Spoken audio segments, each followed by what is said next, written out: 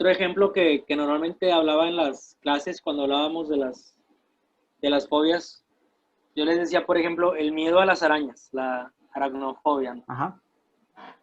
Explicaba, bueno, es la araña, pero si te pones a pensar en la palabra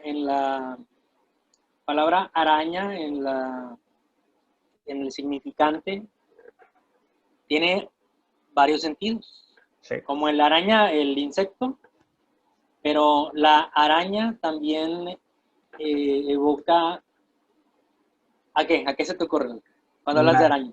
pues cuando te rasguñan o algo, arañar, güey. O También en un un sentido, arañazo. en un sentido despectivo a una mujer, güey, que no sé. Pues sí, también le dicen como que una mujer, no sé si de la vida galante, güey, creo que también se le dicen, Ajá. o sí, es como que, esa araña, también lo usan de manera muy despectiva hacia unas personas. Uh-huh. Bueno, vamos a tomar el ejemplo este del rasguño.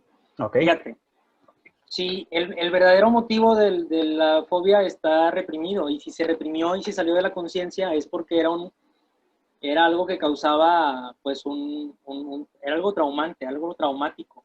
Y si, por ejemplo, la persona, es un ejemplo meramente hipotético, no es sí. un caso, pero la araña, le tiene miedo a las arañas, pero en las sesiones uno empieza a trabajar y empieza a tener ese conector entre O sea, ahí se cortó, ¿qué dijiste, güey? ¿Ese qué?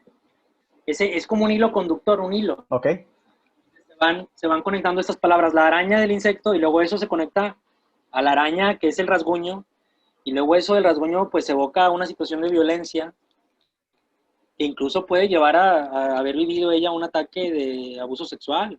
ok, Y entonces, lo que se reprime es el recuerdo ese del abuso, pero todavía queda el afecto, angustia, miedo, terror, y ese afecto se va a ligar, porque está como que flotante, se va a ligar a otra representación que tenga que ver con aquel momento, y lo que va a encontrar va a ser, por ejemplo, la araña, ¿sí? Y entonces ya le va a tener miedo a las arañas, pero podemos encontrar otro motivo a ese miedo que parecía, como te decía hace rato, irracional. Entonces, el trabajo que tendríamos que hacer como psicoanalistas es, de entrada, que la persona hable, porque en ese hablar de lo que sea, ni siquiera le voy a pedir que me hable de la fobia. ok, Llega por eso. Mi herramienta principal es hable. Y en lo que va hablando, yo tengo que ir rastreando esas conexiones. ¿Sí? Y él me va a hablar de la araña, y luego me va a hablar del insecto, y luego me va a hablar del rasguño, y luego me va a hablar de cosas, y solita me va la persona a ir guiando a esos elementos de la historia. Y yo por eso tengo que estar muy atento al tiro de lo que me vayan a estar diciendo, para poder encontrar esos hilos conductores, esas asociaciones, y poder decir, esto que tú me estás diciendo no viene de aquí, ok, viene de acá. Y cuando ya lo alcanzamos a poner y lo regresamos, oye, eso que estaba escondido, bueno, lo sacamos a la luz, ¡pum! Ah, entonces esa araña ya no ocupa, esa araña era meramente un sustituto, una palabra sustituta. La quitamos y ponemos, ahora sí, el motivo o el momento del recuerdo vivenciado y la emoción, que era el trauma y que generó angustia, y ya lo conectamos y ahora sí ya aparece el recuerdo, ya, ¿sí? Ya hacemos consciente lo que era inconsciente. ok, Ella no podía acordarse, o él no podía acordarse de ese momento, de ese motivo, de esa situación, porque era una situación traumática, ¿sí? Que atentaba contra el pudor, que atentaba contra la seguridad, y cuando hay un elemento traumante o traumático, se reprime, se sale de la conciencia. Como esto fue traumático, se fue. ok, Y el objetivo entonces es recuperarlo y otra vez traerlo a la conciencia. Y aunque sea una situación muy complicada, pues la tenemos que poner otra vez sobre la mesa para que él pueda entender, o ella pueda entender, por qué le pasa lo que le pasa. ¿Por qué le tienes miedo a las arañas? Por eso. Entonces no es la araña, no, no es la araña. Entonces es por aquello, sí. Y ahora sí, ya, como ya recuperamos el recuerdo, ya lo hace consciente, ya puede verbalizarlo.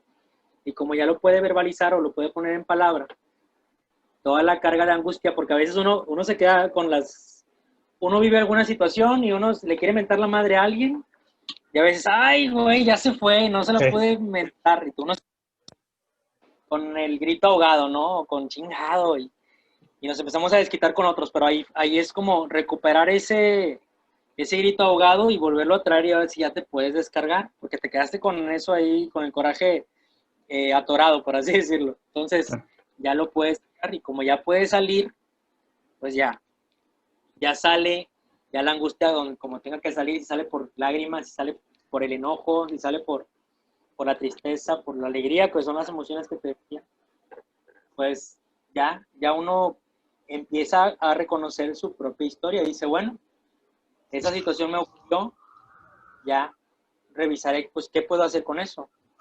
Porque también, ya lo había platicado por acá, es como ir construyendo el puente. Es un ¿Ok? puente, una vía del tren que le falta un carril, ¿ya? Y por eso no se entiende la historia de cada quien, porque esa parte de la historia está reprimida. Entonces hay que recuperarla. Y la volvemos a poner en esa línea y entonces ya entiende la persona por qué le pasa lo que le pasa. ¿Por qué le tengo miedo a las arañas? ¿Por qué mis relaciones no funcionan? ¿Por qué me corren todo el tiempo de los trabajos? ¿Por qué me va siempre mal?